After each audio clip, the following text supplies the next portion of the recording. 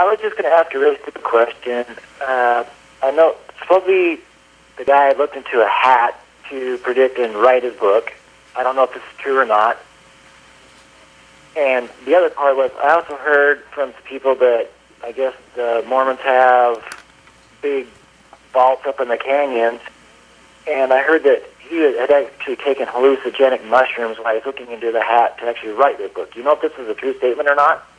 No, that's well, maybe in the past 12 years, a recent theory, because Joseph Smith was out in the rural area of New York. They thought that he could have tapped into the mushrooms, and that's a recent hypothecation about how he did what he did. But as far as looking at the hat, let me tell you exactly what happened, okay?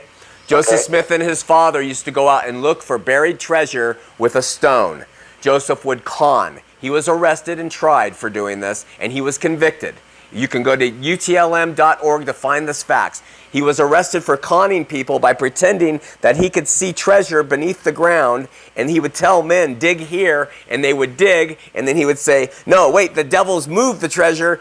You were almost had it this time, now go dig over here. And all night long they would run around while Joseph was telling them where to find it.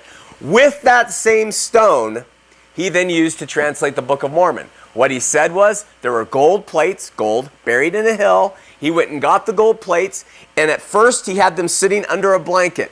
And he at first would pretend like he was using them to translate, and Emma would record for him.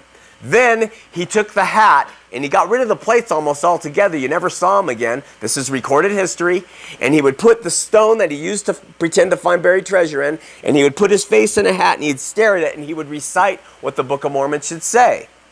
Then it got to the point where he got tired of that little prop, so he then began to just translate the Book of Mormon by virtue of looking and speaking. And so he processionally went through, and I guess it's kind of like a magician who uses all kinds of props to keep people thinking different things, and slowly he realizes, I can just stand out there and do things with my own hands and they'll believe me. And so he lost those props over time. He always kept the seer stone. They have the seer stone supposedly in the president's office, president's vault in Salt Lake City. They still treasure it. There's pictures of it. And it's a true thing. And this is how this religion came to be, from these sources. So that's where it comes from. So I guess we actually, he was the first Houdini then, right? First Houdini. Yep. This is excellent cake. Thank you so much for your time, sir. You guys have a great evening, and I hope to see more and more shows. Okay, very good, Eric. Thanks so much. All right.